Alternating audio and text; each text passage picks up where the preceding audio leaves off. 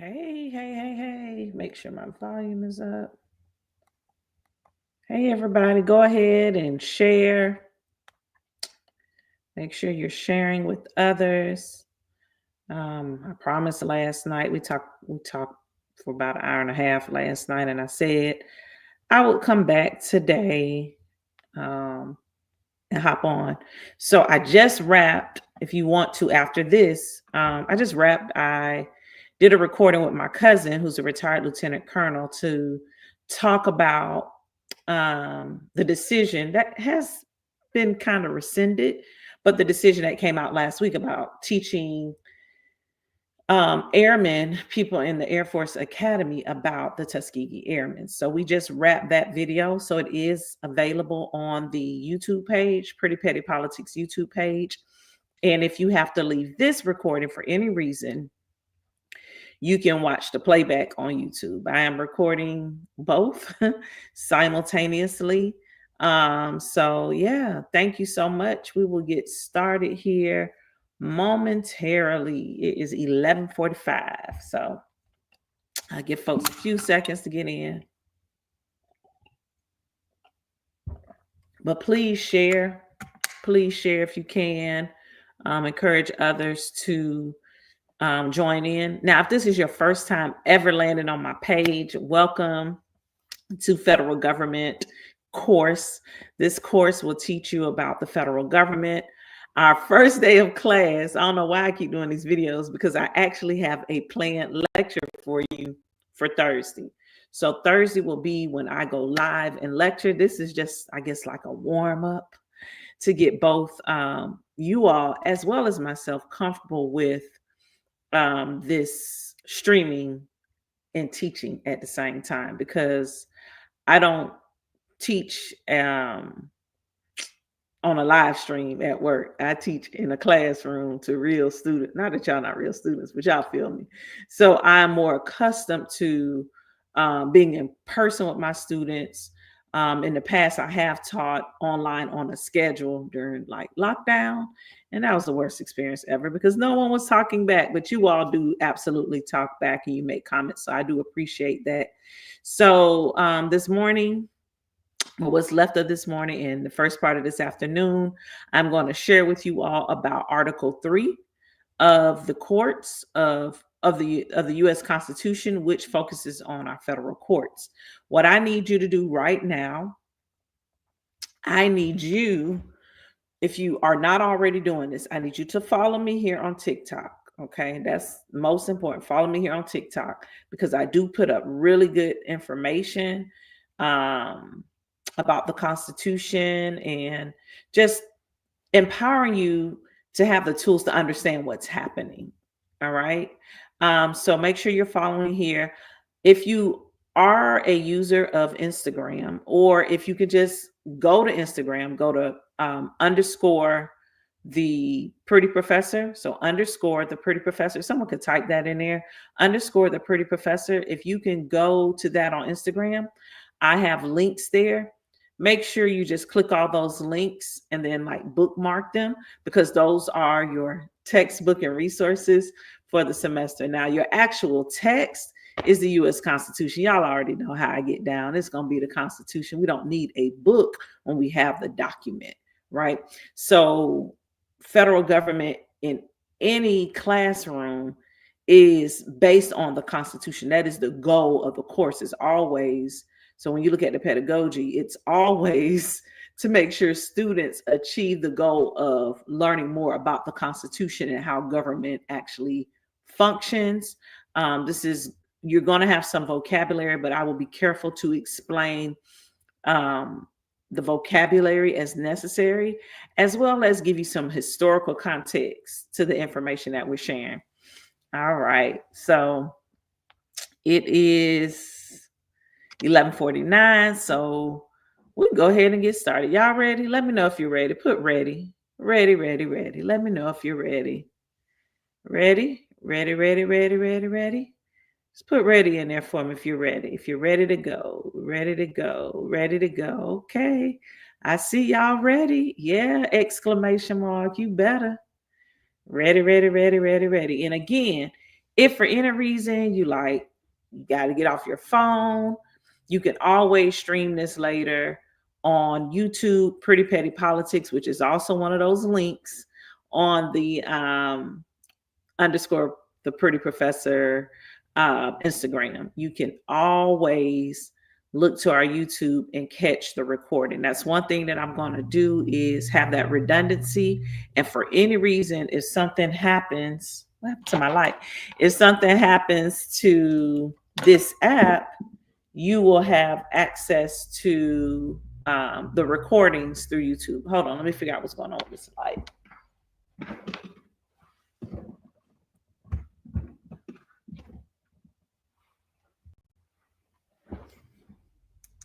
Okay, there we go. All right. So, Article 3 of the Constitution, let me sit back. Article 3 of the Constitution is about the court. So, Article 3 of the Constitution was drafted in Philadelphia, Pennsylvania, when the Constitution was originally drafted. Now, you should know, or you may know, or maybe you don't know, but after independence was won, and independence was declared on July 4th, 1776. That's why we celebrate Independence Day, or that's why some people celebrate Independence Day. Some of us don't celebrate Independence Day. That's your personal business and your decision. But after independence was won, the document created was the Articles of Confederation. That was the first Constitution. And the Articles of Confederation were weak. And I'm going to talk about the founding of the country in Thursday's lecture. So on the little calendar on my page, you can register for Thursday's lecture. And remember, if you can't make it at that time, you can always catch the playback on YT. I don't know if I can say that word on here, so I'm going to just say YT. Okay, let me just play it safe. So you'll get background. I think that's really important, so that you can understand the context, because there's some wild things. There's some things in the Constitution, like, why would they put that in there? Why would they use that language? And we kind of talked about some of that last night. You have to understand the context of what's happening in the country at the time. And so you can form an idea of the why, right? Why did whether it was the framers at the beginning, or if it was later, where Congress drafts an amendment, why did Congress add such language? Okay. So we will talk about that on Thursday, the founding. All right. So Article 3 of the Constitution includes, most people know, they think the Supreme Court. And although that is true, right? Although that is true, it's bigger than just the Supreme Court. It includes our federal courts. So our federal trial courts, which are our district courts. I hope y'all got y'all notebooks. That's the one requirement for this course. I need pen to paper because you memorize it better. I'm going to shift this around so I can see my computer. But you need pen to paper to take notes, because you'll memorize it better and then you get back into it.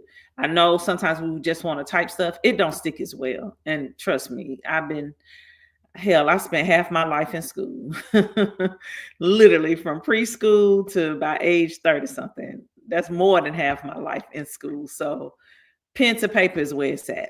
All right. So let's start. I'm going to read Article 3 to you. I'm going to start with Section 1. So that's the thing about the Constitution. When you have an article or an amendment, you may have multiple sections of it. So you need to take them one by one. So let's deal with Section 1 today. So Section 1 says the judicial power of the United States shall be vested in one Supreme Court. So do we have one Supreme Court for the United States? The answer is yes. Now, someone may say, well, we have a lot of Supreme Courts. Every state has a Supreme Court. But those Supreme Courts are for those specific states, whereas the Supreme Court of the United States, positioned in Washington, D.C., that is the only Supreme Court for the United States. All right. And I know we have a habit of saying America and American, but the proper terminology is the United States or the United States of America because words matter. I'll just leave it at that. All right. The judicial power of the United States shall be vested in one Supreme Court and in such inferior courts as the Congress may from time to time ordain and establish. The judges, both of the Supreme Court and inferior courts, check this out, shall hold their offices during good behavior and shall at stated times receive for their services a compensation which shall not be diminished during the continuance in office. That's section 1. Okay. Now, this is the boring part. I have to read it to you and then we're going to talk about it. Section 2 reads, the judicial power shall extend to all cases in law and equity arising under this Constitution, the Constitution of the United States. The laws of the United States and treaties made or which shall be made under the authority to all cases affecting ambassadors, other public ministers and consuls, to all cases of admiralty and maritime jurisdiction, to controversies to which the United States shall be a party, to controversies between two or more states, between a state and the citizens of another state, between citizens of different states, between citizens of the same state claiming lands under the grants of different states, and between a state or the citizens thereof and foreign states and citizens and subjects. Now, that first part of section 2 is just telling you who can bring a case in federal court. All right. So it's a lot of language there, but it's saying citizens can bring it, states can sue states, citizens can sue another state, they can sue corporations, all of that. Now, in all cases affecting ambassadors, other public ministers and consuls, and those in which a state shall be party, the Supreme Court shall have original jurisdiction. In all the other cases before mentioned, the Supreme Court shall have appellate jurisdiction. Now I'm going to come back and explain these, both as to law and fact, with such exceptions and such regulations as the Congress shall make. Okay. J. Styles, we're not talking about the Articles of Confederation. We're talking about the U.S. Constitution. They're two separate documents, baby. Let me teach and let you learn, okay? We listen and we learn, okay? But people don't realize that the United States Constitution initially did not have 3 branches mentioned. That is the Articles of Confederation. We're not talking about the Articles of Confederation. We'll talk about that on Thursday. Today, we're talking about the U.S. Constitution, which came after the Articles of Confederation. Don't confuse the 2 documents.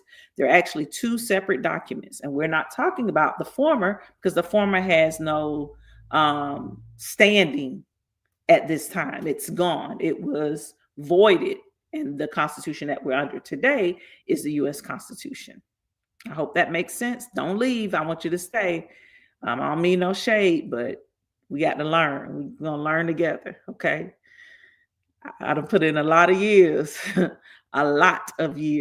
long before the Googles were dominant, okay? And I'm saying this in love because we get better by sharing. And I got a lot in my head that needs to be shared through those years of learning. All right, so let's go. The trial of all crimes, except in cases of impeachment, shall be by jury, and such trial shall be held in the state where the said crime shall have been committed.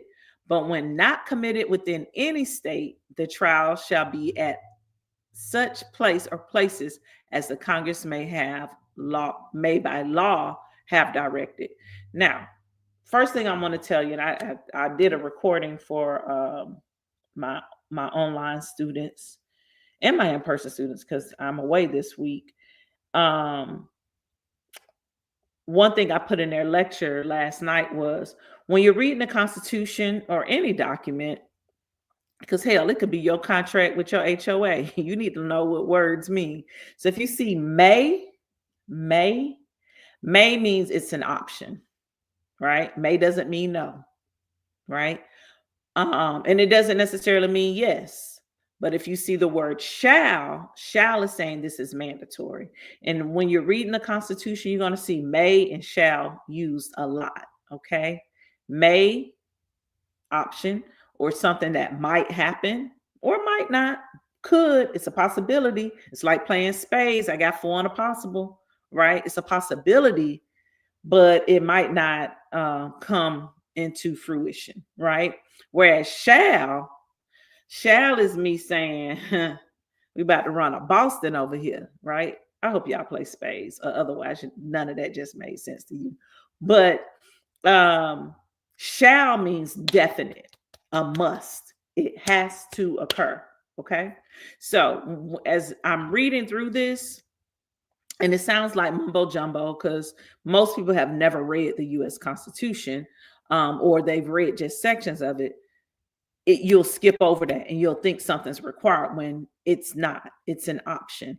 And the reason why Congress is referred to so much in all of the Constitution and the articles that follow Article 1, which is about the Congress or our federal legislature, the reason why you see Congress mentioned in so many articles is because Congress has so much power.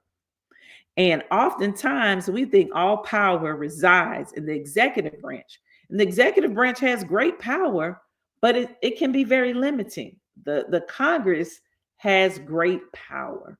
And we have to understand the power that Congress has, and we have to demand that they use it in a way that is equitable to the citizens and the persons under the jurisdiction of the United States. Okay, I hope y'all get where I'm going. All right. By the way, we have a midterm election next year. Primaries will begin probably as early as February, if not earlier, in 2026. The general election will be the first Tuesday following the first Monday in November. Now, you'll hear me say that time and time again because I don't play about voting. All right. So I hope that makes sense. Now, let's get into what I've just read from Article 3. All right.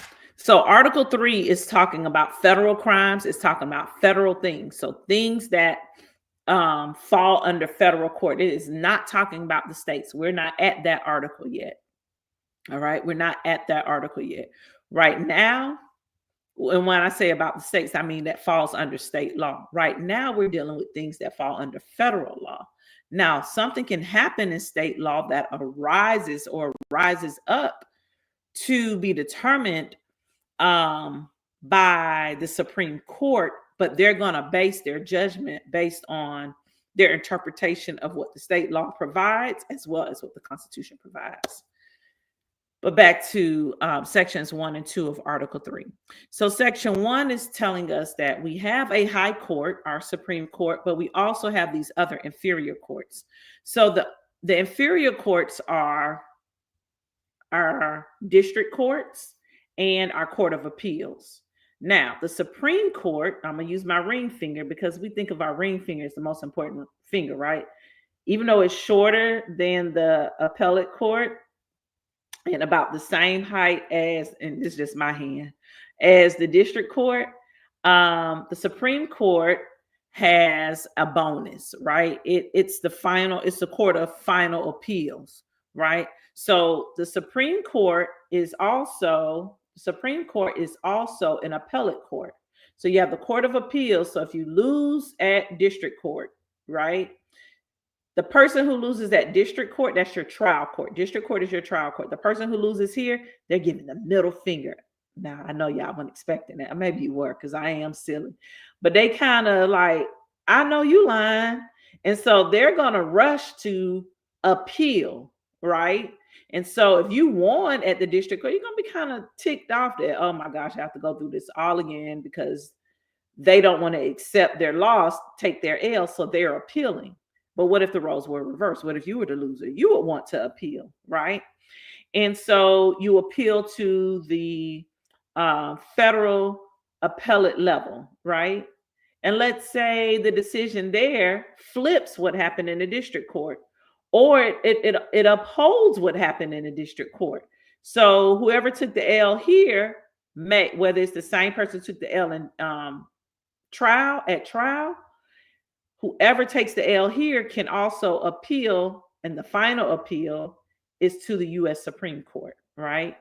That's why they wear the crown. That's why I put my ring over here, right? The ring finger, right? So that is a basic structure. Now I'm going to get into it more, but that's a basic structure. Now let me pause right quick. If you're just joining us, please like and share and follow. I'm going to always ask you to do those things because it helps me. I won't act like it doesn't. It helps me, but it also helps drive the algorithm to bring other people in here to get this good information like that. And that's the most important part because this is my time. I'm basically on vacation, so I should be resting, but I'm doing this instead. So please help me get this information out. I could be recording more content for my 9 to 5, but I spent last night doing that. So I could have the time to do this with you all today. So follow, like, share, comment, but also if you need the resources, this is our online, our spring 2025 class, and this is like, I guess, the tutorial classes, because class, the first day of class not till Thursday, but y'all so spoiled, y'all got me coming in here a bit early. You could go to my Instagram page, underscore the Pretty Professor. If someone could write that in the comments, underscore the Pretty Professor on Instagram. You can find all the links to the resources for this course, including a link to the YOUTUBE, so YOUTUBE, which stores the content. So like I'm streaming to you through my iPhone, but my MacBook is in front of me. And so you will be able to see this recorded, or if you have to switch from your phone to your computer, you can go, this is live streaming there right now as well. But the recording will be stored there because, you know, lives don't save on here, but the recording will save there.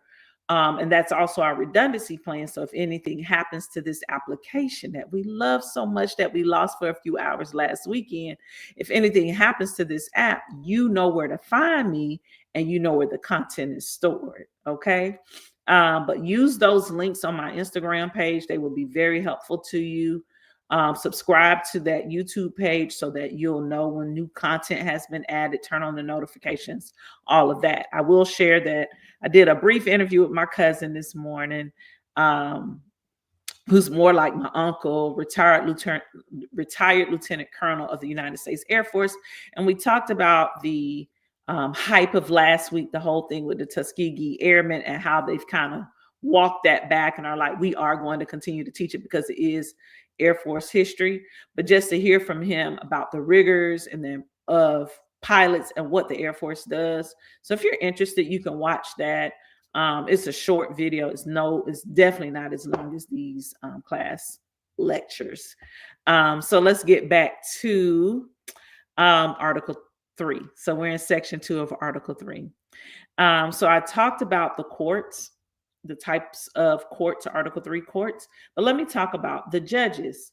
So in the federal system, we have 3 types of courts in general. All right, because I'm going to talk about some other federal courts that may not be Article 3 courts. They may be other types of courts that are established through Congress, right? Or they might be an Article 2 court. Congress or the federal legislature is Article 1, Article 2, the executive, Article 3, the courts. Okay, we're not talking about Articles 1 and 2 today. We're talking about Article 3, right? We're right here. My stomach growling. We're talking about Article 3. So, hey, Walter joining us again. Also, I'm gonna get to know y'all names, so bear with me. So Article 3 courts. So the type of judges that we have in the Supreme Court, we have what we call justices. And right now, and for many years, I don't know how many years, so don't ask me because I don't know. You can Google it. We've had nine justices on the U.S. Supreme Court. 9. Now, there are some people, and I understand why. There's some who believe that we should have more judges, or justices on the Supreme Court. But right now we have 9. When someone is appointed, let's talk about that. And that's going to be our focus today. When someone is elected as president, all right, when someone's elected as president, they have the power to nominate someone to fill any vacancies in any federal court. So if there's a federal court vacancy, whether it's a district court or appellate level court or the Supreme Court, they can nominate people to fill those vacancies. Vacancies can happen because someone retires, someone resigns, someone passes away, someone is incapacitated, right? Federal court judges, once they're nominated by the president and confirmed by Congress, all right, they become an appointed judge. Once they become that appointed federal judge, they have a lifetime appointment. All right, they have a lifetime appointment. Do you understand the type of power they have? They have a lifetime appointment. And with that lifetime appointment, you get judges who may have been appointed 40 years ago who are still on the bench today. Now, what y'all think about that? Reagan was the president 40 years ago. Reagan served 2 terms, right? George H.W. Bush served 1 term. Bill Clinton served 2 terms. George W. Bush served 2 terms, right? Barack Obama served 2 terms. Donald Trump served 1 term. Joe Biden served 1 term. And we have President Trump again. So 8 presidents, 8 different administrations, some which were 2 terms, so a total of 8 years. And we still have judges on the bench from when Reagan was appointed. Now, some people are like, they should have term limits. I don't know. I like the idea that they don't have term limits. But I wish that, and I'm just giving you my opinion, so let me be on my soapbox.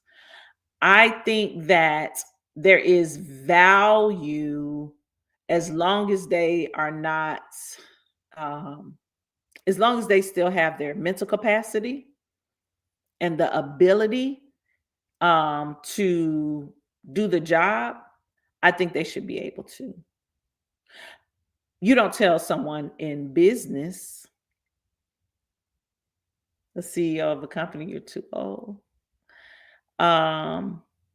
So I think that if it's a mental thing or a health thing, that they should be encouraged to retire. But otherwise, let them serve. And I think dignity, judges are very prideful. And so I think dignity is why you see them retire. And not so much as pass away.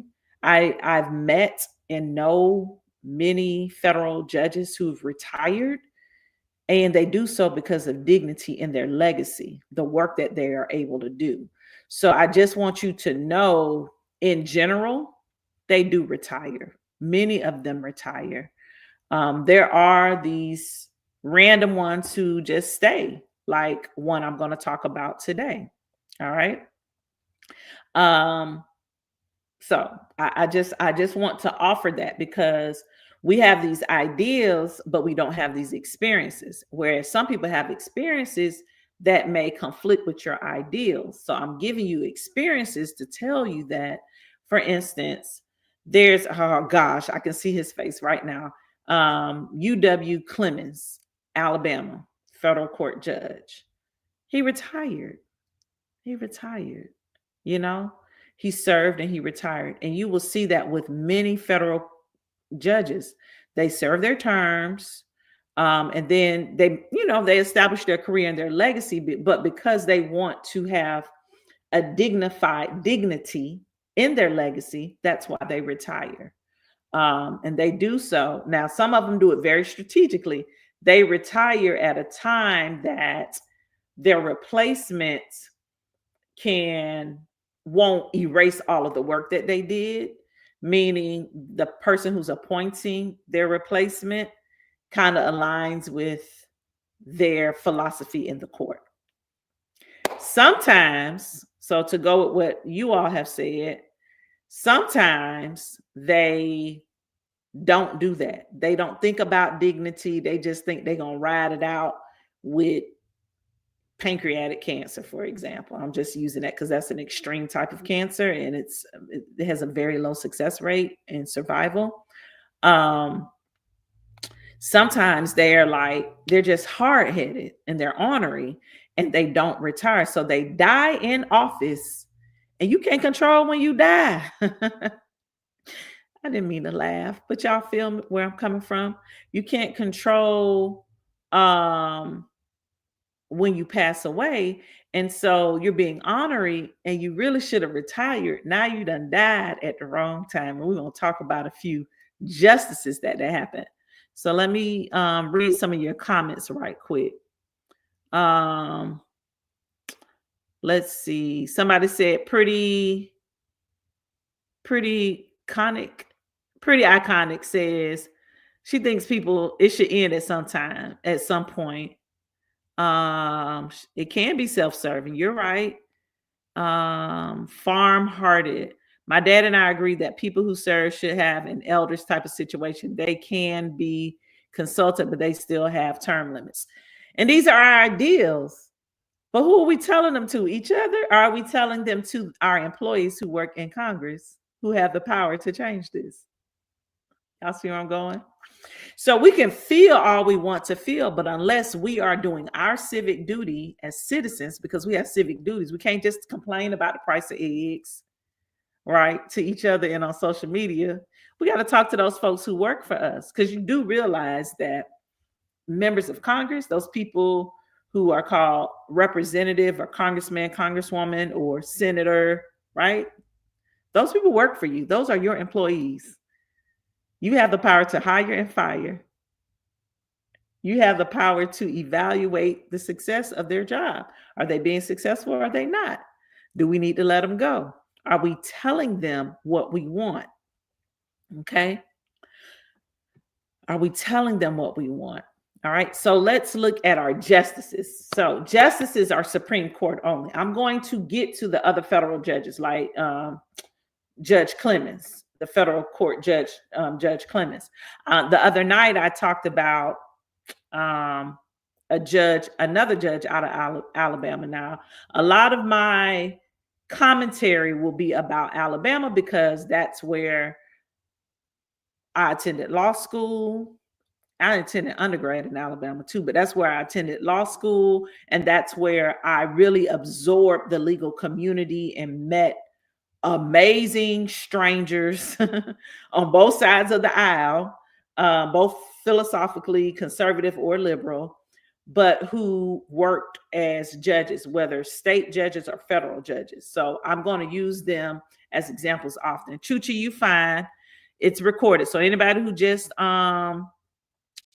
join us, you can always catch this on YOUTUBE under Pretty Petty Politics. Okay. So let's keep going. I don't know why somebody's texting me. Don't text me right now. All right. So federal Supreme Court justices have lifetime appointments. In 2016, around Valentine's Day, Judge, what was that justice's name? Justice Scalia. All right. Anton Scalia. Justice Scalia died 2016, right around Valentine's Day. Okay. Around that time. So when he passed away, who was president? Let's see if y'all know who was president when he passed away.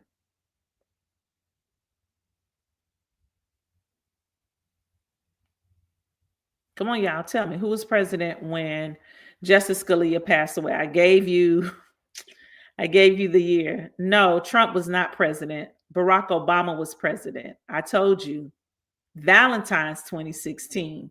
But prior to that, I told you when are general elections held? General elections are held the first Monday following the first the first Tuesday following the first Monday in November. All right. So 2016 was an election year, but the election was not until November. So Trump was elected in November. He didn't take office until January 20th of 2017. Okay. 2017 is when he became president. Elected is one thing, becoming president is something totally different. Okay. All right. So he was elected in November. He became president on November 20th, 2017. Okay. So in February 2016, when Justice Scalia passed away, President Obama was president. Yes, thank you, VD Fails. That's where I'm going. And I'm going back to what I was saying earlier about the power of Congress. So President Obama wanted to appoint, I can't even think of the guy's name. Let me look it up. U.S. Attorney General. President Obama wanted to appoint Merrick Garland. He wanted to appoint Merrick Garland to that vacancy. But yes, Garland. He wanted to appoint Merrick Garland to that vacancy, but he was blocked because who does the confirmation hearings? The U.S. Senate. So he was blocked by Mitch McConnell, U.S. Senator for Kentucky. Is that correct? Kentucky? All right. Jessica, I'm going to get there. Don't y'all get the fussing. That's y'all. Let's not try to be right. Let's just try to learn, because y'all will get the fussing and you missing points. Okay. So I'm going to get to it. So Mitch McConnell was the Senate Majority Leader. And so I love y'all. It's fine. We family up in here. All right. So Mitch McConnell blocked President Obama's nominee from even having a confirmation hearing, right? You're fine, Melanie. You're fine. And I'm going to give a recap of how to get the recording and all of that. So they blocked it. So there was a vacancy. There were 8 people, where it's usually 9. There were 8 people on the Supreme Court from February, Valentine's Day, around Valentine's Day of 2016, until April of 2017. Now, somebody asked me why. Why was there a vacancy for over a year on the Supreme Court? Why was there a vacancy? Kyra J, you are late. You're fine, baby. You can catch the recording on YOUTUBE. All right. You can catch the recording, the playback. Why was there a vacancy until April 2017? Yes, it was blocked by the Senate, but why wasn't it replaced sooner? Why wasn't so Merrick Garland couldn't get in? That was Obama's person, but why was there a vacancy until April 2017? Yes, Sean. Yes, music lover. They said that Obama shouldn't be able to appoint. It needs to be. They rather wait on the next president, because Obama's on his way out of office. He had served his 2 terms. He was on his way out. They said he wasn't going to be president, so they should wait till the next president comes in. The next president comes in January 20th of 2017, but the confirmation of Neil Gorsuch, Gorsuch, the confirmation of Trump's appointee, Neil Gorsuch, is not confirmed until April of 2017. So it's like, damn the U.S. Citizens and what the court needs for a balanced court, because you don't want even number of justices. You want an odd number, right? So It can swing, right? So it can swing. But in that case, they were like, nah, we're fine. And they put their hands, they put their arms across their chest and we're like, we're not sharing. We're not playing fair. It is what it is. What you going to do about it? Right. And then in 2020, fall 2020 was an election year, correct? 2020 was an election year. Y'all agree? All right. Yes. Yes. Well, on September 18th of 2020, September 18th of 2020, less than 2 months, about 6 weeks before the presidential election, because 2020 is a presidential election year. So less than 6 weeks from election day, where we're going to elect a president, whether it's the incumbent or the challenger, the incumbent being President Donald Trump, or the challenger being Joe Biden.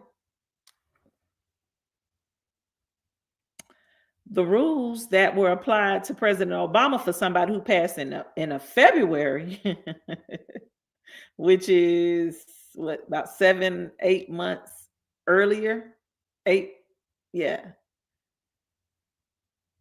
Now his person passed in February. They told him, no, you at the end of the road. No, let the next president choose. Right? The rules didn't change. The players just played differently. The rules didn't change because there wasn't no rule about it. The players played differently. The players did what they wanted to do. Players do what they want to do. So the players was real gangster, and they was like, F that, screw that. We're going to do what we want to do. So who you want, President Trump, who you want to fill Ruth Bader Ginsburg's vacancy? Right? Who do you want to fill this vacancy? Now, let's not forget that in between that, there was also a justice who retired, and their seat was filled by Brett Kavanaugh prior to this next vacancy. This is Trump's during his first administration in 2020. This was his third appointment. So he appointed Amy Coney Barrett to be his nominee. That was his nominee, and she was confirmed by the Senate just weeks before the election. All right. She was confirmed on October 27, 2020. October 27th. Confirmed October 27th. Somebody tell me, when was the 2020 general election? Anybody know when the 2020 election was? It was November 3rd. So October 27th, October 28th, October 29th, October 30th, October 31st, November 1st, November 2nd, November 3rd. 7 days. Wow. Wow. 7 days. So when I tell you, for those of you who are late, just go and watch it on YOUTUBE, Pretty Petty Politics. You can watch the replay. It's a recording right now. Hey, y'all, I'm talking to y'all who are going to come back and watch this later while I'm talking to them live, right? Make sure y'all like, make sure you follow, make sure you share, right? Make sure you do those things, right? Okay. But when I tell you, you have to understand the power that Congress holds. The lighting in here is horrible. What is that? Okay. But anyway, I got to find me a good space with good lighting in here. But when I tell you the power that Congress holds, it is so massive. But you get tricked to focus on 1600 Pennsylvania Avenue. Not that you should not focus on Pennsylvania Avenue, but you also need to look at the other end of the National Mall. So you got the White House on one end, and then you got the Capitol on the other. Any of y'all ever been to Washington, D.C.? Y'all need to go visit. It's one of my favorite places, like for real. I love the DMV. But you need to pay attention to what's happening at the Capitol, because the Capitol holds all the purse strings. Congress got all the money, right? This is so awesome that my niece has this sitting on this desk, right? This is a TV. You know, she can put her iPhone in here or whatever, but this is a TV. Any of y'all ever watch Soul Food? You might have heard me reference this before. Y'all heard me talking about Soul Food and Big Mama. Well, Big Mama hid all the money in her TV. Congress is Big Mama. Congress got all the bread. Congress got all the bread. Congress makes determinations about what happens when it comes to impeachment, right? And you'll see that in Article 3. We talk about impeachment. Impeachment doesn't happen in the federal courts. Impeachment happens in Congress. The Senate hold, the House does what we call, like if we were in civilian court, the House holds what we would call like a grand jury, and they determine whether sufficient evidence has been presented to bring forth an indictment, charges. That's what the House of Representatives does. And then the Senate, if there are, if the House finds that there's significant evidence to bring charges against an officer, oftentimes we think of presidents, right? If they find it being sufficient, then the Senate will hold the trial, and the Chief Justice of the Supreme Court will oversee that trial that's held in the Senate. All right. All right. Y'all follow me? So Congress has great power. Great power. Let me get back to Article 3 right quick. All right.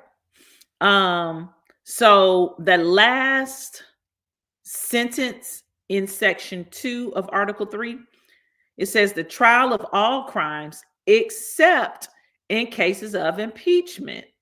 Because what I just tell you, in cases of impeachment, where does it go? Through Congress. Okay. Shall be by jury. All right. The trial of all crimes shall be by jury. This is saying federally. Now you can opt to have a bench trial.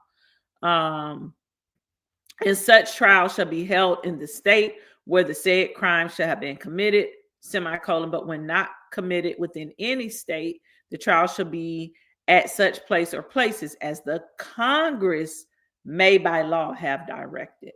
All right. So I want you all to make sure you go back and you read sections 1 and 2. Let me go over section 3 right quick, and I'm gonna look at y'all's questions. Section 3 is short, and then we're done with Article 3. Section 3 reads, treason against the United States shall consist only in levying war against them or in adhering to their enemies, giving them aid and comfort.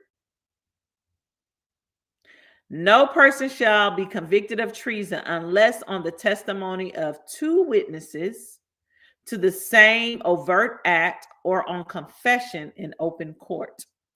The Congress shall have power to declare the punishment of treason, but no attainder of treason shall work corruption of blood or forfeiture except during the life of the person attainted.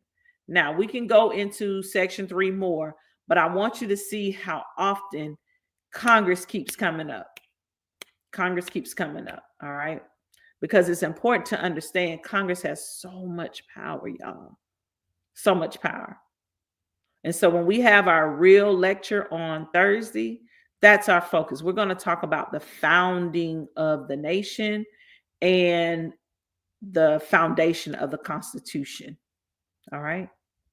And the biggest infight, so to speak, when drafting the Constitution was about the Congress.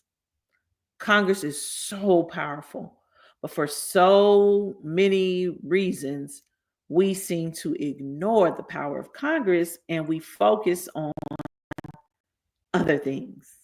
All right. So the Supreme Court has 9 justices, right? We have 9 justices. Right now, I think we have 4 women. We have, and I'm going to try to go from most recent appointed. So that would be Ketanji Brown Jackson, Amy Coney Barrett, Brett Kavanaugh, Neil Gorsuch.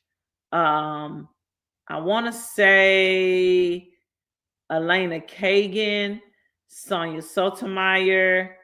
I'm forgetting somebody right here. I want to say is that Alito or Kennedy? I want to say that's Alito. Then we have Chief Justice Roberts and then Clarence Thomas. And I went from most recent to longest serving, right? So Clarence Thomas is a Bush 1, meaning H.W. Bush. So he came during that 88 to 92 administration. John Roberts came during Bush 2's administration. So that's 2000 to 2008. Whoever is here, I want to say came under, I can't, you know what? Let me stop trying to guess.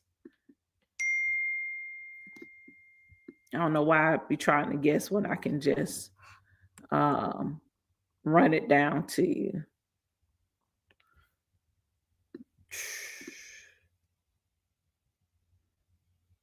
Okay, I was right, Alito. So Alito was appointed by, I messed up. Alito came under Bush Sr. So next to Thomas is Alito, and then it's John Roberts. So it's Bush 1, Bush 2 was Chief Justice John Roberts. So if a Chief Justice retires or dies, the president can appoint someone to be Chief Justice. You don't necessarily jump from a justice to the Chief Justice. Okay, that's by appointment. Then you have Justice Sonia Sotomayor and Justice Elena Kagan. They were appointed by President Barack Obama. All right. And then you have Neil Gorsuch, 2017, appointed by President Trump. Now, he filled the spot I talked about earlier when Justice Scalia passed 2016, Valentine's, like a few weeks from now, but back in 2016, he passed, but his replacement wasn't put into what did not become a justice until April of 2017 because Congress interfered with the decision of the president.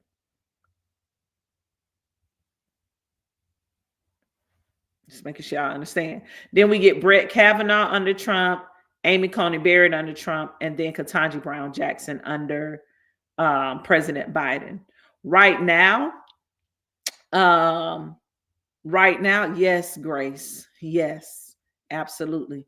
Right now, if I had to guess, if Trump is without someone passing away, right? Because I don't ever want to wish death on nobody. I dream of a long, healthy life. I want to live past way beyond 100. I just do. It's probably because I just do. I believe in the promises and the goodness of the good Lord. Anyway, if I had to guess who's going to retire, I would say they would be one of those George H.W. appointees, Clarence Thomas and Samuel Alito. I believe those two will retire. And I think Sonia Sotomayor will retire soon as well. But she may be one who holds out until there's a president that aligns more with her philosophically, right? Because that's what they do. They will stay in place because if you retire and the president, y'all don't see liberty the same way, they will replace you with somebody with the opposite philosophy. All right. So if I had to guess without anybody passing away, it would be Clarence Thomas and Samuel Alito. So if President Trump does any Supreme Court appointments, it will probably be to fill those 2 spots. But let's not forget our Chief Justice is 70 years old. Chief Justice John Roberts. He was 50 when he started. He's been on the bench as Chief Justice for 20 years. Clarence Thomas was 43 when he started. He's 76. He's the elder on the bench. He's been on the Supreme Court the longest. Justice Alito is 74. Justice Sotomayor is 70. Justice Kagan is 64. Justice Gorsuch is 57.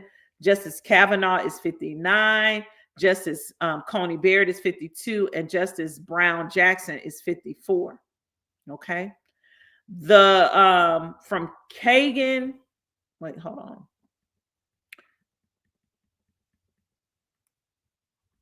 From Kagan on down, they were 50 and under when they joined the court. 2 of them were in their 40s when they joined the court, Gorsuch and Amy Coney Barrett. Okay, Amy Coney Barrett was 48 when she joined the court. So I'm sharing this with you so that you can kind of put in your mind what the court will look like in the coming years. And it's important to understand the court because the court makes decisions that impact our lives and impact the lives of our children and our children's children, depending on what the decisions are which they make.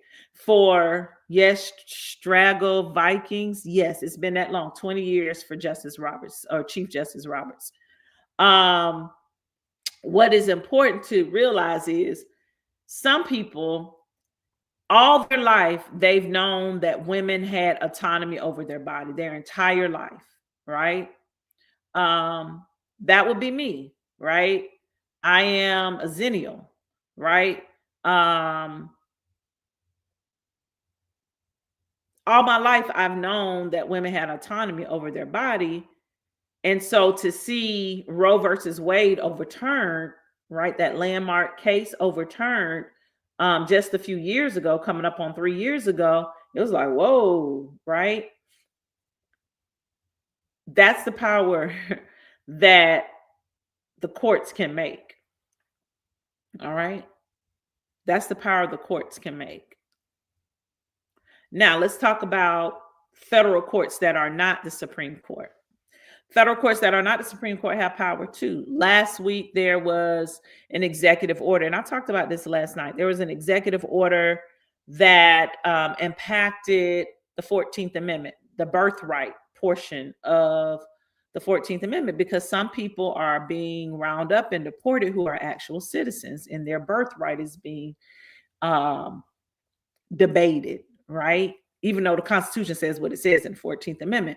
So this judge out west in the Ninth Circuit, this Ninth Circuit judge who was appointed, now I'm going back to earlier part of this lecture, this judge who was appointed by Reagan. You remember I was counting down how many how many presidents we've had.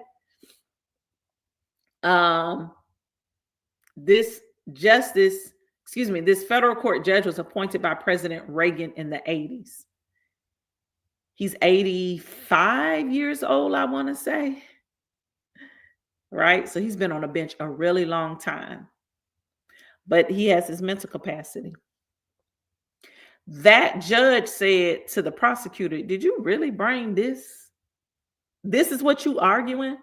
If ever there has been something unconstitutional, it is this. Now, this is a judge, a federal judge appointed by a conservative president, speaking to a prosecutor who is arguing a case on behalf of a conservative president. And so that judge did not agree with the executive order, and that judge gave a temporary restraining order. So it stopped the enforcement, right? And so that's the power of courts. Federal judges and the federal courts can play a role in how executive orders are, how they survive. Some executive orders don't survive because the federal courts are like, no.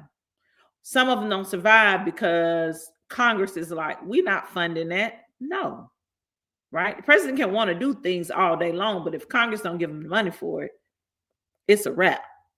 Okay. Congress. Congress. Yes, USA Janicki. Man, Watermelon and Moon. Yes. Yes. Okay. Yes. Um, yes, he's following the law based on the Constitution. VD fails. Nikki, just Nikki is fine. Okay. Yes, Nikki. 85 years old, right? But he has the mental capacity. He sees what y'all see when y'all read. I mean, it's very plain. It's very plain, right? But imagine if he were not a judge. And that's what happens, I think, when you serve. Most people serve a long time, that dignity and that understanding, that respect for the law, right? And upholding and preserving that Constitution. At least that's what we hope.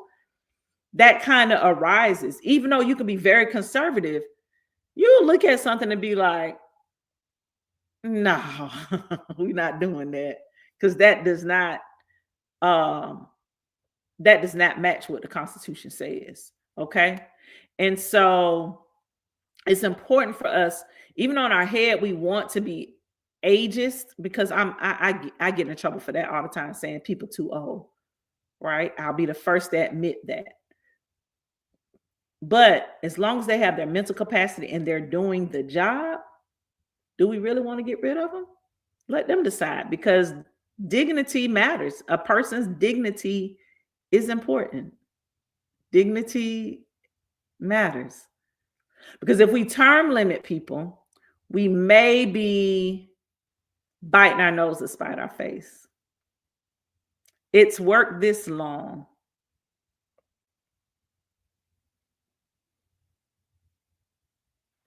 I'm just saying. All right. So let's talk about, so that's one example of a federal court judge, right? Federal courts. I talked about this last night. Federal courts, and there's a link on the Instagram page. Federal courts are divided into circuits.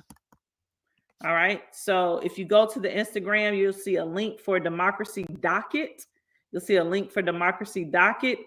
And it has two things. It has a graphic on there.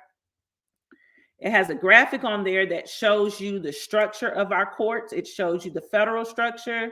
And it's a good little article to explain in a very basic manner. It's a short article. So it shows you our federal courts at the top. And so they have the district courts.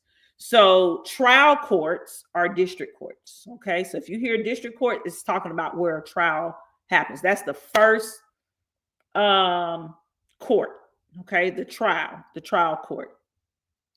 After the trial court, you have the court of appeals. On the state level, you have the same thing. You have the state appellate court. So appellate appeals means the same thing. District and trial, same thing. All right.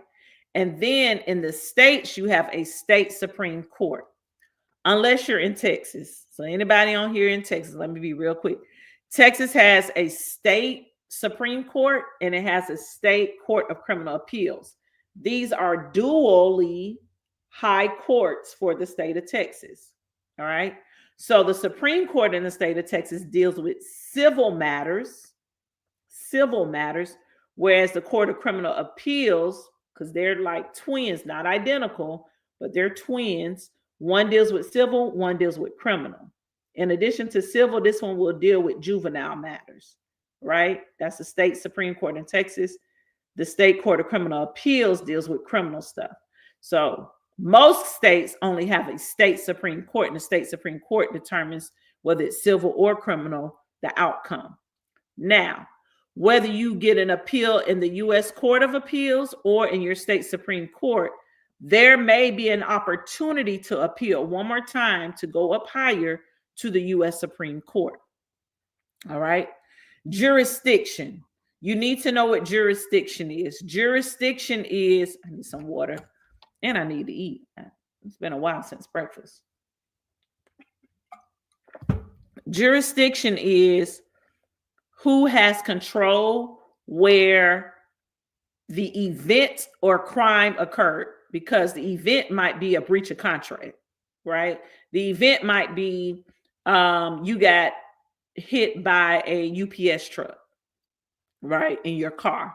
And UPS is based out of, no, let me use FedEx because I know where it's based out. FedEx is based out of Tennessee, right?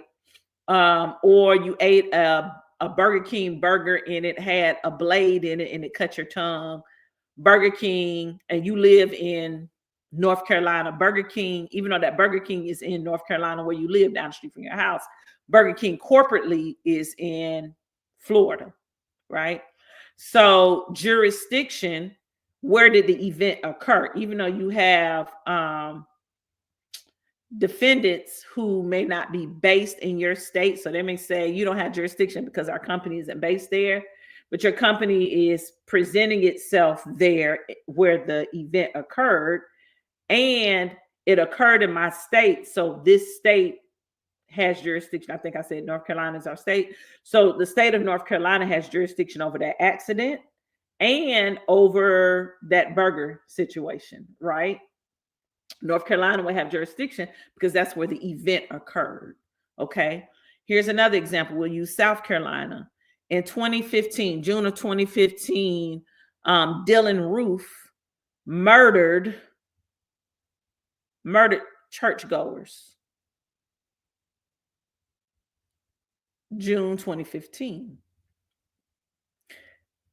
When Dylan Roof murdered those people, and I got to take a second. When Dylan Roof murdered those people in South Carolina, maybe I shouldn't use this example because it's emotional for me. When he murdered those people in South Carolina, it was a hate crime, right? The federal courts process where the crime occurs, okay? Something can be a state crime and a federal crime at the same time. We can look at the case of the murder of the young man in Brunswick, Georgia. I'm closing my eyes. And I'm using these big cases because they're more familiar, but the young man in Brunswick, Georgia, back in 2020, I think it was February 2020. So we're coming up on 5 years since his gruesome murder where he was chased down. He was out running, walking around, you know, what he did often. And he was chased down and he was murdered.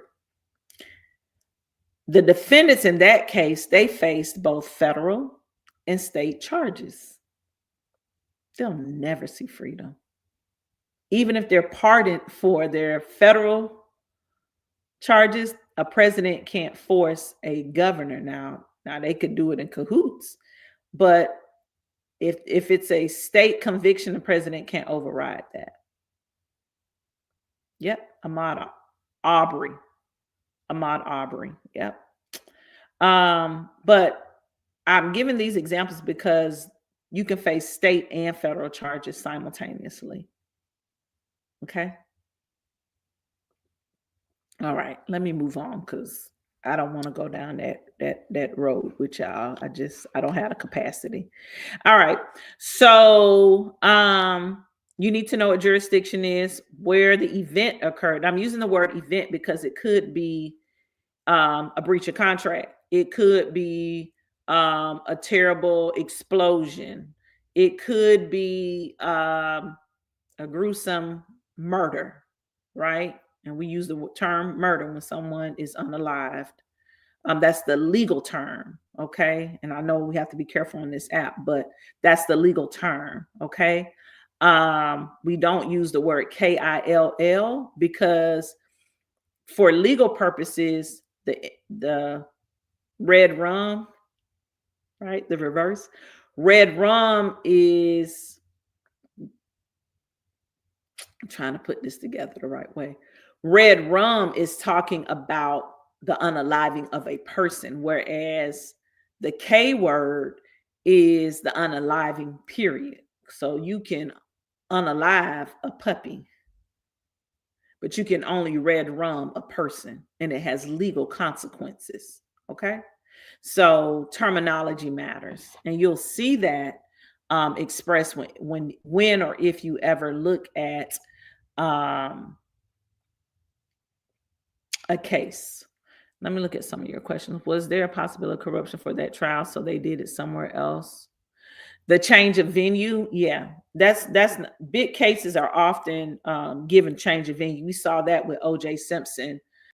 Um, there was a change of venue. That's not uncommon to change venue um, for a case. Okay. Um, yeah, yeah.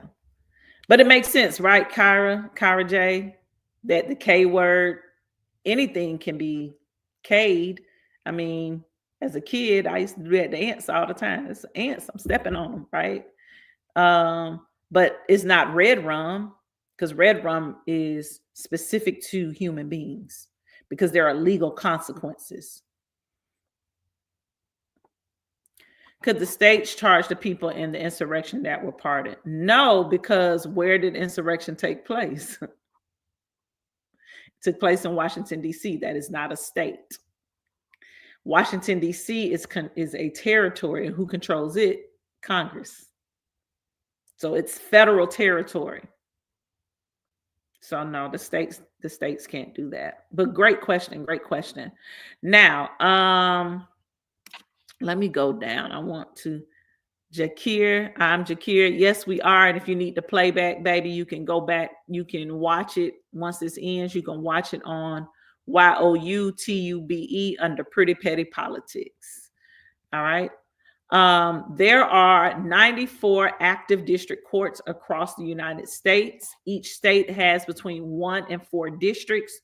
Puerto Rico and the District of Columbia both have 1 district. Guam, the Northern Mariana Islands, and the U.S. Virgin Islands also have their own territorial courts that function as district courts. Remember, the United States is not just the 50 states. The United States includes the territories, and oftentimes we forget about the territories. But we always think of D.C., but for some reason, y'all don't think of D.C. as a territory, right? Federal lands, all right? Let's see. So let's look at circuit courts. We have 13 circuit courts, all right? 12 of them are organized geographically. Okay, they are organized geographically. So I am in Circuit 4 right now. I'm in Virginia. So the 4th Circuit includes West Virginia, Virginia, North Carolina, and South Carolina. But I live in Texas, which is a part of the 5th Circuit. All right. When you look at what I like about this democracy docket graphic, when it shows you the geographical boundaries of the U.S. Court of Appeals, the way they've color coded it is pretty good because it shows you in real time kind of like the leanings of those circuits. Do those circuits lean more liberal? Do they lean more conservative? Are they somewhere in the middle? Are they kind of both? Right? It shows you that. Does it swing a little bit more to the right, or does it swing a little bit more to the left? So make sure you check that out. D Meek TTU. Hey, are you late to class? No, you're on time, baby. And for the replay, go to YOUTUBE, Pretty Petty Politics on that platform, YOUTUBE platform. Go to Pretty Petty Politics and you can catch the replay. If you can't remember that, just go to _ Pretty Professor, the Pretty Professor on Instagram, and all my links are there in the bio. So this democracy docket is linked on that Instagram. Make sure you look at this. It gives you an overview of the courts, the circuits. So when you hear rulings, when you hear on the news, they're like, a federal judge in the 9th Circuit just ruled yada, yada, yada. You'll know in your mind, okay, that's the West Coast. That's the West Coast. Or a circuit judge or a federal judge in the 5th Circuit just ruled. They're talking about Texas, Louisiana, Mississippi. and you can kind of get a feel for the conservativeness or the liberalness of those areas. Usually, when we hear about big decisions, they're coming out of the 9th, 5th, and 11th. You hear those a lot, okay? Because people will sue, they will take action. As soon as something happens, they're going to take action in court. Before the announcement about the decision is made, somebody is filing paperwork and bringing forth a challenge, okay? And that's either side, okay? State court systems, I kind of talked about Texas state court. So check out how your state courts are set up. Do you have dual high courts or do you have one? Check that out for yourself. It seems to be a lack of diversity of state justices. I'm not sure, Lex Luger, give me more information. I don't know what you mean by state justices, because generally state justices just means state Supreme Court judges, but states have judges, district court and appellate court judges all over their states. And so I don't know if that's accurate. And then the diversity could also be made up based on the population. So if a place really don't have nobody there, like Montana, I mean, hell, it's been times they had more buffaloes than they had people. So we really have to be mindful of the population, the makeup of the population. When cases are moved to a different circuit, what does that mean? I don't know that cases are moved to a different circuit. We'll have to talk more about that. Professor, why is Texas set up a little different from the 49 states when it comes to its courts? Because, baby, Texas is Texas. Texas does what it wants to do. Maybe I'll do during spring break, maybe I'll do a mini course on Texas government. I teach it. I would tell you to look at the Declaration of Causes for the state of Texas. But yeah, maybe spring break, I'll teach a mini course on Texas government, because Texas is special, but that's my home. I put down roots. Shout out to that chocolate man, because baby, I was ready to leave. God got a way of showing you what you're not going to do and reminding you of what you prayed for. But anyway, any other questions? Any other questions?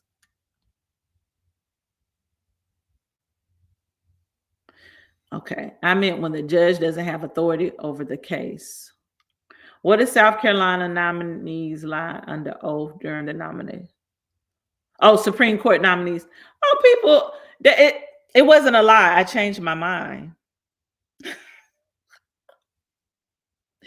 Or that the arguments persuaded me. That's a good question, though, Jessica. What if Supreme Court nominees lie under oath during the nomination process? Or that wasn't my recollection of what happened, or I didn't understand the question that was being asked. I mean, people can, yeah, I call it word violence, because people play with you with their words. All right. Any other questions? Yep, wordplay, Cara J. I like the way you spell your name, by the way. So listen, let's talk about another case. Or another way cases get to the federal courts, right? A way that cases get to the federal courts from states, like, so from something that started at a state trial and went through a state appeals and the state Supreme Court or state high court, how does that end up in federal court? The reason why that will end up in federal court, usually, especially during criminal cases, that's what I'm going to talk about. What happens is the plaintiff, right, that is suing through their appeals, because that's essentially what you're doing. So say you've been convicted of capital red rum. You've been convicted of capital red rum. Y'all know capital cases Depending on your state, they are or life. Right? Y'all caught that? Let me know y'all caught that. Or life, meaning for the rest of your life. Got that? Capital cases, generally. Okay. All right. Now, a couple of things about capital cases. In 2005, there was a ruling, a federal ruling. The case is, what is that case? It'll come to me in 1 second. But the case is essentially that a person under the age of 18 convicted of a capital crime, a red rum, they cannot be sentenced to only to life in prison. They cannot be sentenced to, right? And the court ruled that in 2005 because, I would say, because of the infancy of the person. So say someone's 17 and under, okay? 17 and under. That case is, God, dog, you would think I could think of this off the top of my head. Roper v. Simmons.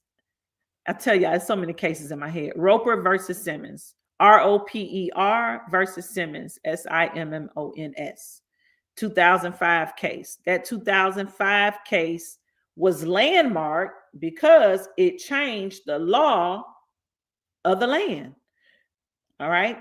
Back in the 40s, there was a child who was 14 years old. I want to say it was South Carolina. It may have been North Carolina. But he was accused of red rumming. It's a black kid, 14 years old, accused of red rumming 2 little white girls.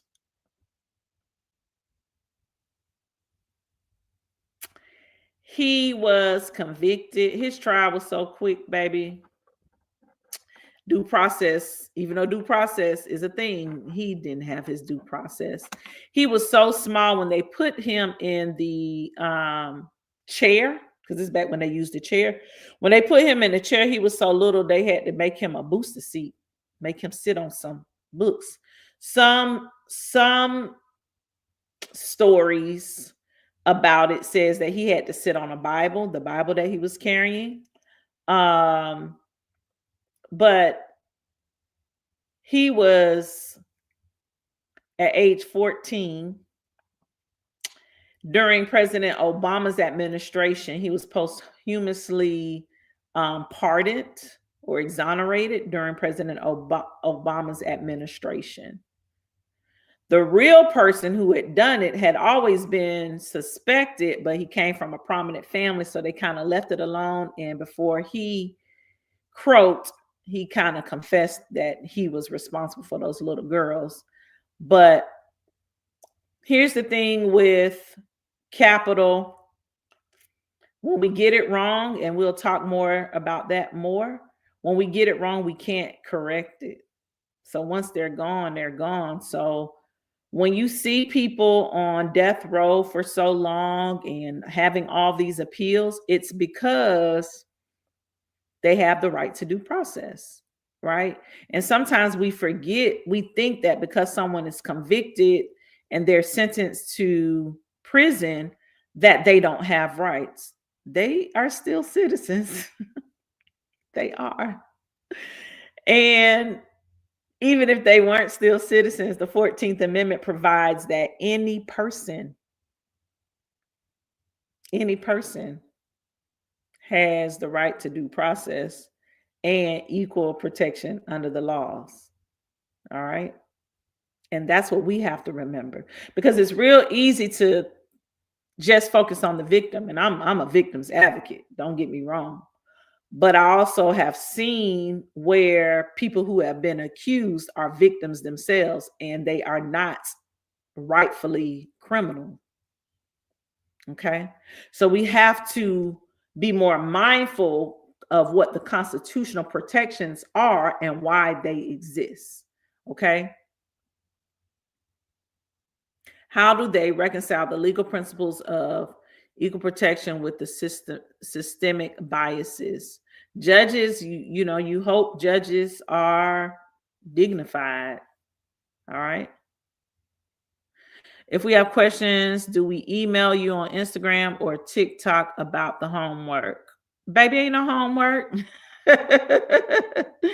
We just having conversation and we're learning, but you can inbox me on either one, probably on TikTok. You can inbox me and we can converse there. Yeah. Yes, I work with juveniles here in PA. Always interested in get them in adult prisons on JV units. Yeah. The dehumanization of inmates is definitely real. Yes, it is. So I want to leave you with something to go learn and go see. And I'm hoping I can get him to join us on here. I'm gonna have to work on that. But I want you to look up Anthony Graves, Texas case. Anthony Graves faced, right? He faced that. He spent 18 and a half years on Texas death row for a notoriously horrible and horrific multi-individual slaughtering of a family. He spent 18 and a half years. I want you to look up his case. Matter of fact, you can watch the 48 hours episode. It's on YouTube. Watch the 48 hours, or it may not be on YouTube. You may have to watch it from CBS, but watch that, or on Paramount, but watch that to see why it's important for people to have the right to due process. All right. Watch that. Check that out. Hi, Angela. Good morning. Wherever you are, it's morning, apparently. Y'all, listen, I got to get out of here. I got to go run an errand. Please check that out. Yes, that is one of your case studies. We're going to do another one when we get to Article 4. Hopefully, I told y'all the other day to check out Article 4 when I was traveling. We still going to talk about that. I might go live again tomorrow. I'm on break. I'm not on break, but I'm away from work. But I'm still like doing my work because I have to still support my students, even though I got one of my colleagues covering my classes. But I do want to provide you this stuff. So I'll put it up on the calendar if I'm going to be on tomorrow, but I definitely will be on Thursday for class. And that's when I'm going to be straight lecture. I'm not going to be looking at y'all comments or none of that. So y'all going to have to control one another. Don't be debating people in the chat. Just be listening, taking notes, because I'm going to talk about the founding, right? The founding and the Constitution, because I need you to understand the historical significance of the Constitution. And it's going to irritate the hell out of my sister because I'm going to be in here a long time. And she's going to be like, come on, girl, I want to go hang out. And be like, girl, I'm on TikTok. I don't know what time. It's on the calendar. I think it's like 10:30 Eastern time. All right. Are we meeting every Monday at this time? Oh, no, baby. I work all day on Monday. All day. I have so many classes on Mondays. No, I will not be on the state of Texas time on TikTok. I like my job, and I hope the governor hears me say that. I will not during my work time. No. I will probably put up a 10-minute video on Mondays early before I go to work. So it'll probably be up like at 6 a.m. Central Standard Time. So by 8, just say by 8 a.m. Eastern Time, there'll be a 10-minute video up on Mondays. But Thursdays is when I will, hold class, so to speak. All right. So make sure you please make sure you share, y'all. This way the information gets out, the algorithm. I am learning how to use TikTok. I've been on TikTok for years, but all I used to do was, scroll and look and share and go to sleep. It was like my rock me to sleep 30, 40 minutes each night. But someone asked me, every once in a while I would do something random, but someone asked me to share, and I did, and I saw the need, and that's why I'm doing this. So I really need y'all help to help me get this information out in the algorithm. The other thing is I'm not tagging my stuff as Hillman Talk or TTU. I'm very much a part of that. But I've been on social media long enough to know how things get shadow banned when people don't want it used. And it's because the way it's branded.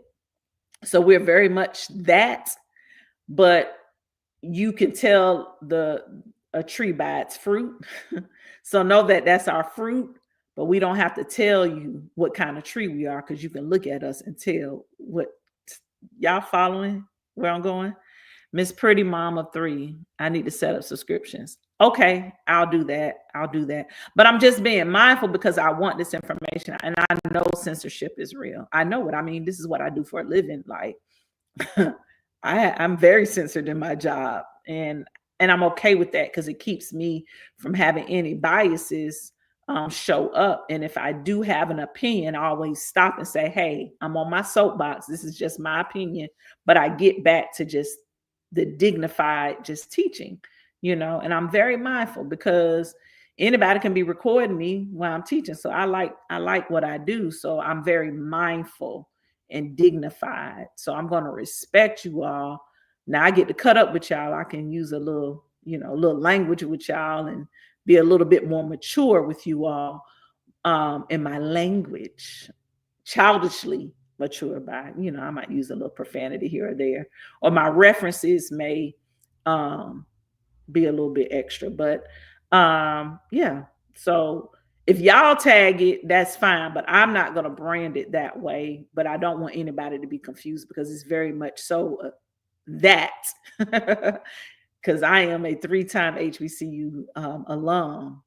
I didn't just attend, I graduated 3 times from HBCUs, all 3 of my degrees, the bachelor's, the master's, and the JD. So I'm very strong on what we're doing here, how sisters, no shade to nobody else, how sisters have organized as we always have. Even in our rest, we still know how to nurture and give to the community what is needed. But I am very strategic. I have studied extensively how things worked in the past, and you can't just go around and talk about it, but you definitely got to be about it. You people right now are comparing what's happening with, say, Target. Baby, I'm not about to boycott Target. I'm just not. I'm not going to even hold you. I'm not going to even lie. Just like your husbands did not boycott the NFL with Kate. It just is what it is, right? Because it'll be something that blows through next week. Now, why did I just say that about Target? I said that because, let me get my words together. I said that because we can't get distracted. See, Target branded itself and then it became targeted. A lot of companies branded themselves and they became targeted. Just be about it. You ain't got to label it, right? Let us judge the tree by its fruit. Let us see how you move. You don't need a whole program to be dignified. Just be dignified, right? Call it what it is. I don't teach any particular type of history in my government class. I incorporate what has historically happened in the United States of America as I teach government. I don't have to say this is Hispanic history or Black history or Italian history. No, this is US history and how it impacted our government, or how our government was shaped by what has happened historically, right? So we have to be mindful of the words that we're using and the labels, because people will use labels against you. We can't compare what's happening with these corporations today to the Montgomery bus boycott. First of all, they were strategic as all get out with that, and they had plans, and it was localized. That was a localized issue. We're trying to do something globally. And the first thing we do is we get online and we tell exactly what we're going to do. How's that strategy? We just need to be on. We need to understand what this right here means.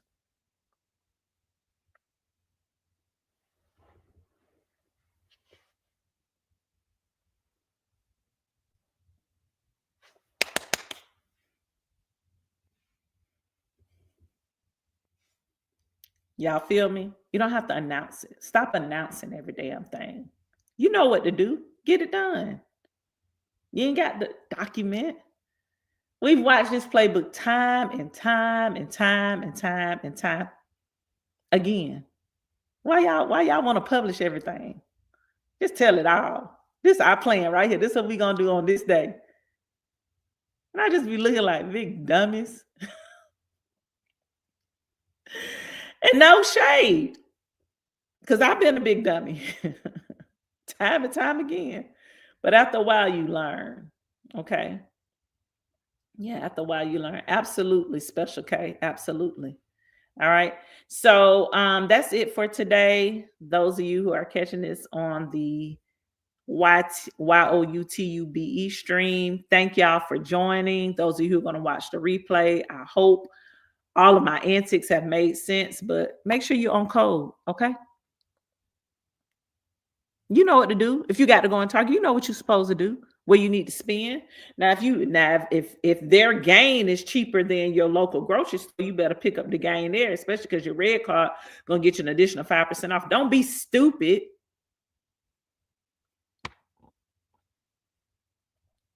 People say, oh, just shop in one community. Baby, what if that community don't exist where you live? Now you're telling people they got to go shop in the forest, in the rainforest, on whose name I'm trying not to say. That don't work for everybody, but for some people, that's all they have. It's like telling people don't shop at Wally World. For some people, that's all they have. They're in food deserts. We got to think. Just be strategic, be mindful, help one another. Baby, Constitution so misspelled on this screen. So anyway, I didn't even realize I misspelled that on that YouTube screen. But anyway, are there any other questions before I let you go? Are there any questions? Oh, I see a comment on YouTube. Hold on. What time does class start? Thank you for that question. Generally, I'm going to have a clock set on or calendar set on TikTok. If it's a 10-minute video, I'm just going to just put that straight on TikTok and then later maybe move it over to YouTube. But if it's going to be a live stream where I'm doing both, and I'm looking at YouTube right now, or YT right now, TT people. But if I'm going to do a live stream, it's generally going to be on Thursday mornings around 10:30 Eastern time. So between 10:30 Eastern time and 10 o'clock Central time, which would be 11 o'clock Eastern time. That way the West Coast will be up. But I can get it done and go on about my day. All right. I can get it done and be about on my way to handle what I need to handle for the day. So I do have to run now. So I will see y'all. Peace. Love y'all. Make sure you follow _ the pretty. You're welcome, Holly. _ the pretty professor on Instagram. Utilize all the links. Y'all, this is a class, but you are your own leader. I'm just here to share and direct. Okay. I pray you all have a great day. If you need anything, the resources are there on the Instagram. I have the redundancy plan in place. I'm going to work on my Substack. Is that what it's called? Yeah, I think that's what it's called. But I'm working on some other locations to have information stored because I understand people don't want to use Meta, and I respect that. I'm not ready quite there to let it go yet. I can reduce my activity there and my interactions there, but I have a following there who's not ready for this either. So I need to be able to nurture them as well as you all. 48 Hours episode. Let me see the name of it.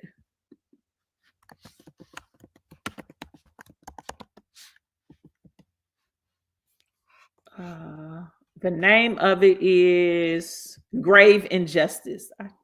And I show this every semester. Grave Injustice. Grave Injustice is the name of the 48 Hours episode. Miss Pretty Mom of 3. I'm going to figure out how to do subscriptions. I'm new to this. Like, I'm for real. TT for me has always just been just get on, scroll, laugh, share, and go to sleep. like the last 45 minutes before I say my nightly prayers. That's all I did. So I'm learning how to navigate. I'm gonna use my green screen, baby. I'm gonna get fancy with y'all in a minute, but just hold tight.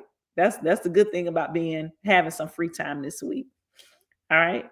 So it looks like we are good to go. You're following, you're sharing, you're liking, you're helping me with the algorithm, and I appreciate it. Make sure you subscribe to the YouTube page, though. Make sure you subscribe to that. I'm going to start putting up my content, my podcast. So Pretty Petty Politics was my podcast. I was pivoting to the kitchen cabinet, and I think I'm still going to do that. As I shared before, I do cook, and so I'm merging my two loves, because in a Black household, all big conversations happen around the kitchen. So kitchen cabinet is focused. It's taking what I do with Pretty Petty Politics and incorporating the food, having conversations with folks over food. I might keep them separate. I might combine them and put them all on one page. I will let you all know. And if you like to cook, I do have a collection of recipes. You can purchase that on my website, or you can go to the Rainforest website, because there are Black and minority and women entrepreneurs on that site who need your support. And that's where our products are. So if you want it quick, order it there. If you want the ebook, you order it on my website and I just email it to you. But if you want the physical copy, I would encourage you to order it from the Rainforest website. Y'all know what I'm talking about, right? Amazon. And get it delivered via PRIME ASAP. But thank you all so much. And again, you can watch this playback on YouTube. And your resources are at _ the pretty professor on Instagram in the links on my bio. Peace out. That's it, y'all. You're welcome.